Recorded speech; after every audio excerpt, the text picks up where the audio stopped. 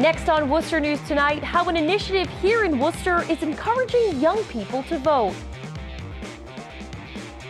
Plus, an iconic Worcester hardware store is gaining national attention after closing its doors for good. Good evening and thanks for joining us. I'm Anna Botari. Worcester firefighters responded to a fire this afternoon in the rubble at the Old Paris Cinema site. Deputy Chief John Sullivan says the fire in the construction debris started around 4:30. The cause of the fire is still under investigation, but it's not being considered suspicious at this time, as Chief Sullivan says the lot was secured. He also adds it's not unusual for a demolition site to have issues like this. In an effort to get young people to vote, the Worcester Clerk's Office is promoting voter registration and pre-registration for students 16 and older. Our Catherine Andrioli has the story.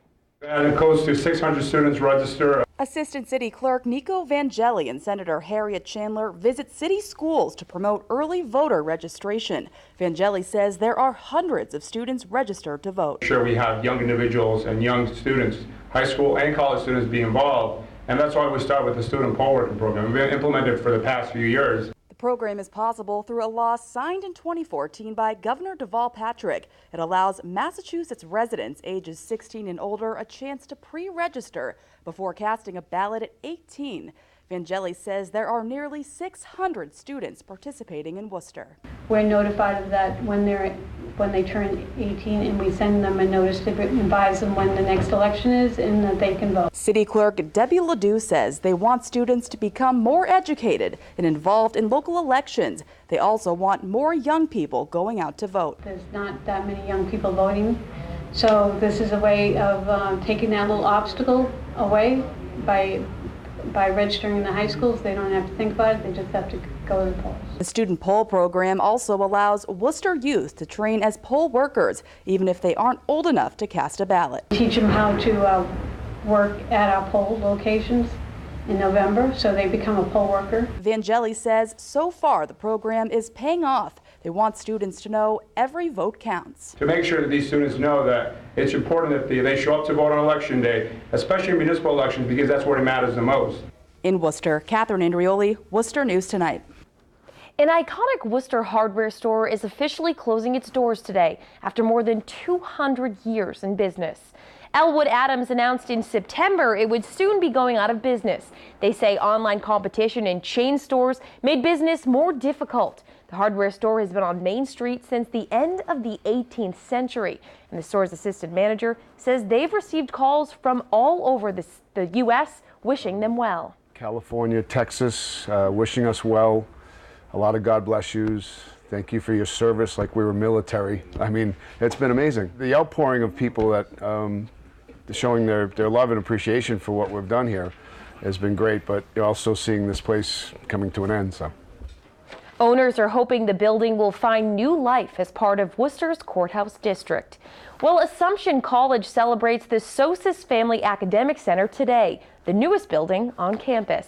The Sosis family joined faculty and staff as they cut the ribbon. The 62,000 square foot building features 13 high-tech flexible classrooms and a multi-functioning space which has the ability to accommodate up to 400 people. Also unveiled today, a sculpture of St. Augustine, which is designed to encourage conversation and the exchange of ideas. Well, if you have a lot of leaves falling in your yard this fall, you could make some cash off of them.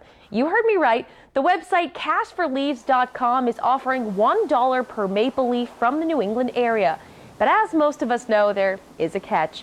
The leaves must have no visible imperfections, must be red, yellow, or orange with no brown spots, and they must be shipped in a sealed plastic bag. The website says it will pay for up to 100 leaves.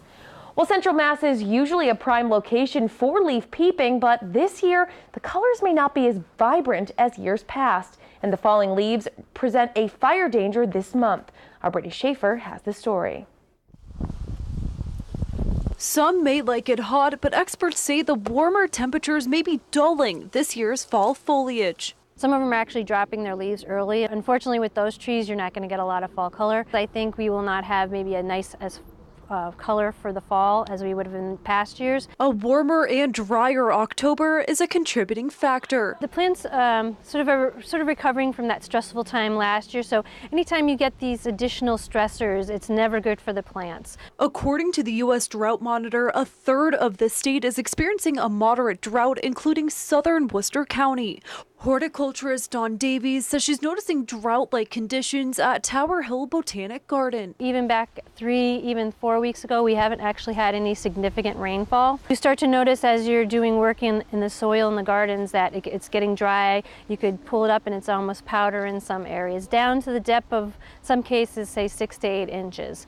The summer-like temperatures in October are also extending brush fire season for local fire departments. Friday, Worcester County is in a very high brush fire warning. The wind has kicked up a little bit, and we've got unusually warm temperatures for this time of the year. That has a very quick detrimental effect on the vegetation to make it susceptible to fires. Worcester Deputy Fire Chief John Sullivan says the trees losing their leaves quicker this year also affects the possibility of a brush fire. Certainly, with the leaves starting to turn and fall, that adds more fuel. Davies says she's hoping for some rainfall soon, or it could further affect plants. And we had actually finally got out of drought, say about a month or so ago. We're definitely easing back into that, which is not a good position to be in going into the fall. I did see on the forecast we are supposed to be getting some hopefully rain next week, so I'm excited about that. Brittany Schaefer, Worcester News Tonight.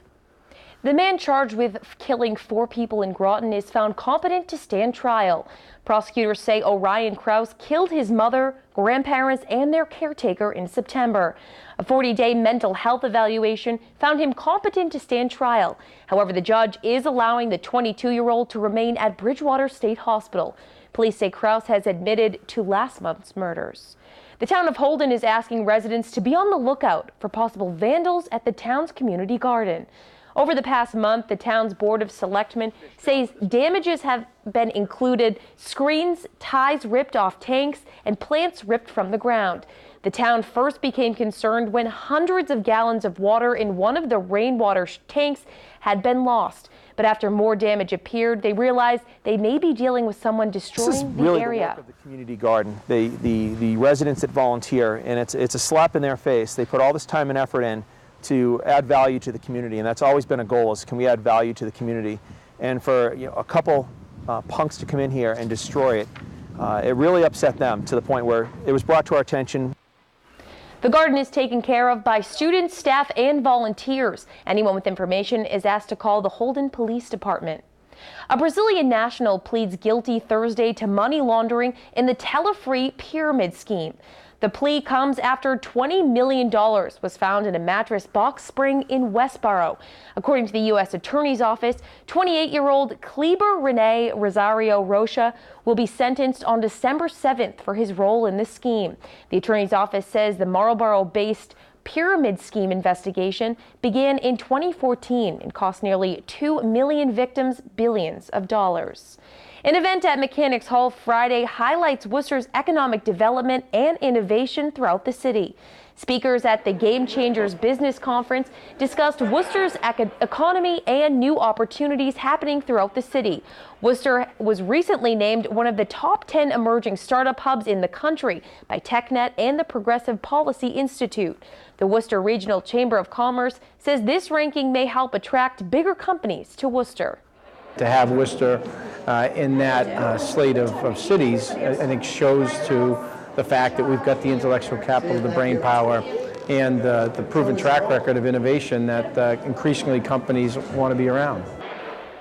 The Chamber highlighted startup companies like Woo Ride, started by WPI graduates. A Charlton bank is raising money for cancer research with a unique campaign.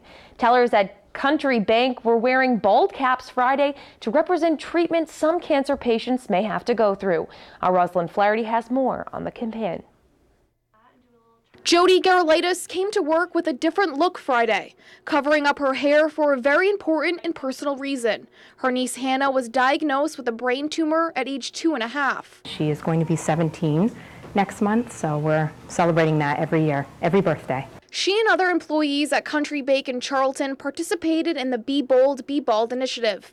They are wearing bald caps to raise money to help fight cancer. It's bringing awareness to cancer survivors and those that have been affected by this disease. Each cap is decorated with names of loved ones impacted with the disease. Patty Beauregard's brother is in remission, and her uncle passed away in February from colon cancer. We will miss him terribly next month at our Thanksgiving table because he was our grumpy uncle, but we really loved him. Beauregard says she took care of her uncle while he was sick.